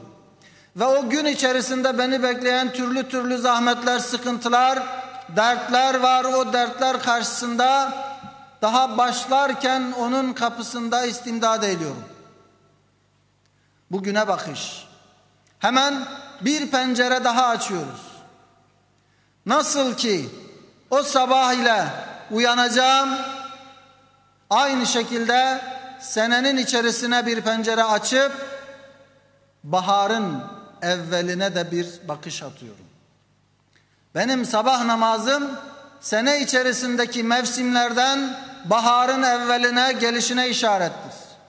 O baharın gelişi de tıpkı nasıl sabah namazı karanlık daha bitmeden kalkılır, kılınır, bahar da daha o kışın soğuğunda daha yeni kardelenler açmaya başlar, başını kaldırmaya başlar. Sabah namazıyla biz mevsimlerden bahara bir pencere açıyoruz. Her bir namaz vakti mühim bir inkılap başıydı ya. Gün içerisinde güneşin doğuşu mühim bir inkılap. Sene içerisinde baharın gelişi mühim bir inkılap. Adeta kainat yenileniyor, büyük bir devrim olacak. O beyaz örtü kalkacak, yerine yeşillikler, güzellikler gelecek. Büyük bir devrim. Bir pencere daha açıyoruz. 3. dairede ne vardı? İnsanın ömrü vardı. Sabah namazı insanın ömründe anne rahmine düştüğü zamanı hatırlatır. Karanlıktan doğacak. Hayat belirtileri orada başladı. Dolayısıyla hani namazın vakitleriyle biz zamana da böyle birbiri içine geçmiş daireler şeklinde bakıyoruz. Her bir daire diğer daireyi kuşatıyor. Zamanı genişlettikçe, vakitleri genişlettikçe yükseliyoruz. Tıpkı Peygamber Efendimiz Aleyhisselatü Vesselam'ın miracı gibi. Nasıl ki o miraç ile, o dairesel bir yükseliş ile, doğrusal bir hat değil, dairesel, helezonik dediğimiz bir yükseliş ile o miraç gerçekleşti ve bütün hakikatleri yüceldikçe, yükseldikçe en kapsamlı, en külli şekilde idrak etti. Bizler de her vakit başında, her sabah namazında bütün başlangıçların toplandığı bir merkezde durduğumuzu idrak edeceğiz. Baharın başlangıcını, ömrün başlangıcını ve kainatın, dünyanın, alemin ömründe de o 6 günlük yaratılış evresinin 1. gününde alemin yaratılış gününe işaret ediyor sabah namazı. Dolayısıyla müminin namazı onun miracıydı ya.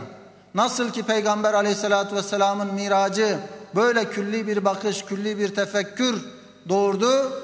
Aynı şekilde mümin de namazında bu şekilde miracı gerçekleştirmeli. Vakitler nazarında da tüm vakitleri, tüm alemi kuşatacak bir bakış ile o miracı gerçekleştirmeli.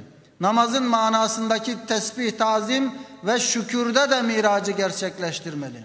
Gün içindeki nimetler, gün içindeki inkılaplar karşısında tesbih, tazim ve şükür yine bir derece uruc ediyoruz. Sene içerisinde mevsimdeki inkılapları görüyoruz. Sonra insanın ömrü, sonra alemin ömrü derken tesbihimizi, tazimimizi ve şükrümüzü de o anlamda genişletiyor ve yüceltiyoruz. Bu miraç işte Fatiha'daki o nunda da saklıdır.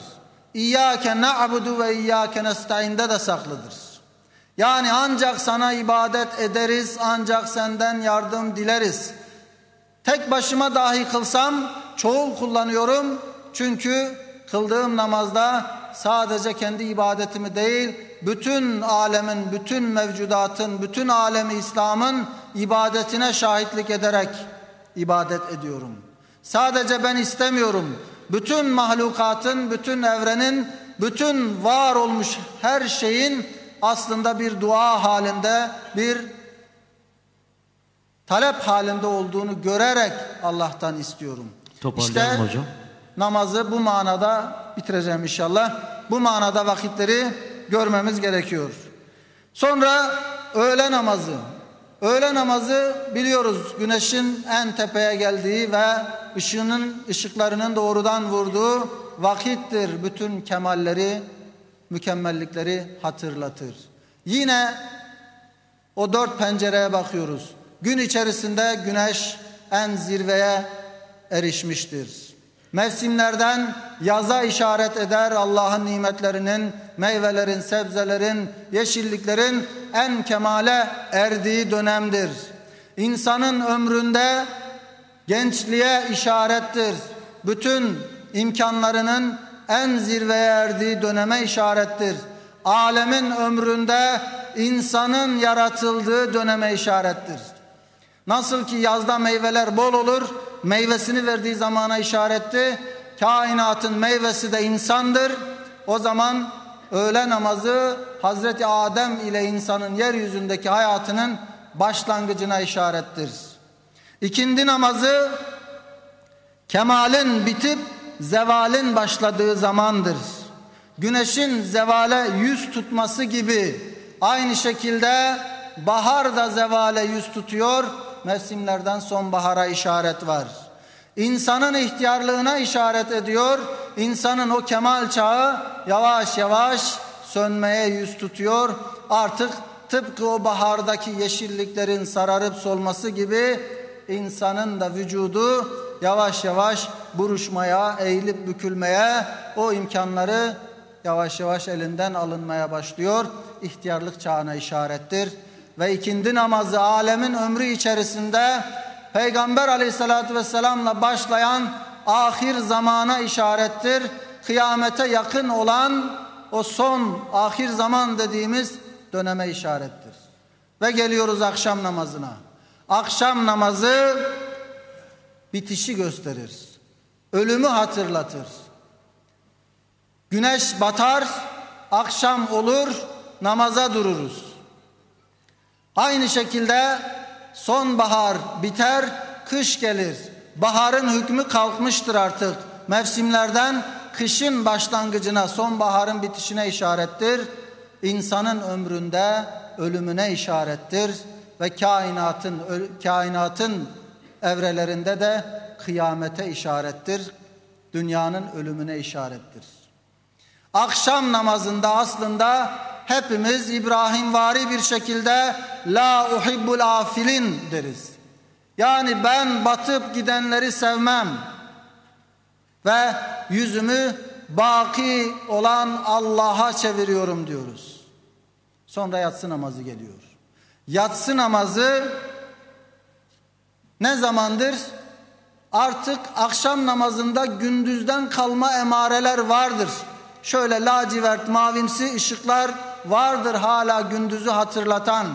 Ama artık gün öyle bir kara bir perdeyi çeker üstüne ki gündüzden ve güneşten eser kalmaz. Yatsı vakti girer. Defter kapanır adeta ve mevsimlerden de zemheri kışa işarettir. Artık bembeyaz örtü bütün yeryüzünü kaplamış ve bahardan kalan hiçbir emare, hiçbir eser kalmamıştır. İnsanın ömründe de nasıl akşam namazı ölümüne işaretti, ama ölen insan hatırlanır bir süre, anılır bir süre.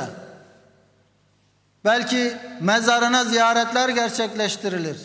Ama öyle bir zaman gelir ki artık eseri kalmaz, artık bakiye-i asarı, yani onu hatırlatacak hiçbir şey kalmaz. Önce malı birkaç gün bekletilir, sonra artık filan kesin malı olmaktan çıkar, başkalarının olur. Makamı mevkisi artık onun makamı, onun mevkisi olmaktan çıkar. Hemen yerine bir vekil tayin edilir.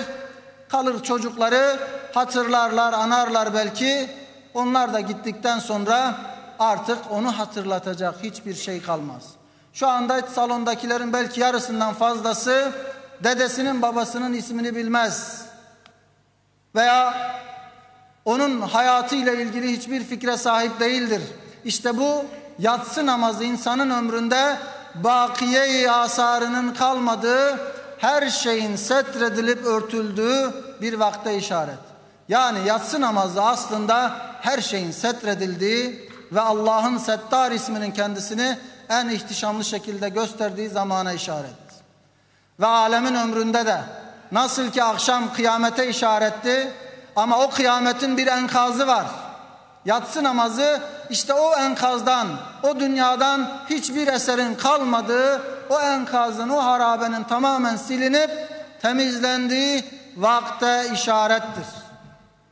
İşte 5 vakit namaz demek ki 4 daire içerisinde bütün zamanların, vakitlerin özü, özeti, hülasası olarak karşımıza çıkıyor. Aslında bunlara bir 6.sını da ekleyebiliriz. Son 1 dakika, 2 dakika inşallah bitireceğim. Alemin ömrü 6 gündür. Kur'an-ı Kerim'den biliyoruz. Bir namaz daha var. Bize farz olmayı Peygamber aleyhissalatü vesselama farz olan teheccüd namazı.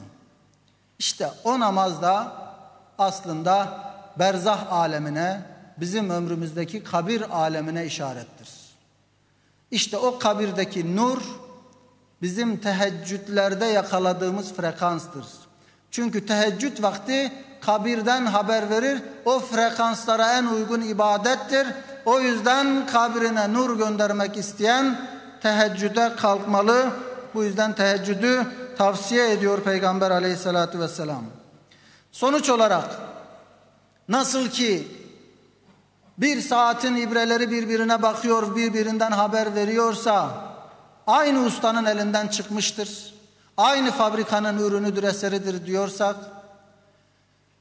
namazın vakitleriyle günün vakitleri, senenin vakitleri, mevsimleri, insanın ömrünün evreleri ve alemin ömrünün evreleri de birbirine bakıyorsa aynı ustanın eseridir, aynı fabrikanın ürünüdür. O zaman hepimiz şunu çok iyi idrak edeceğiz ve anlayacağız ki günün de gecenin de sahibi Allah'tır.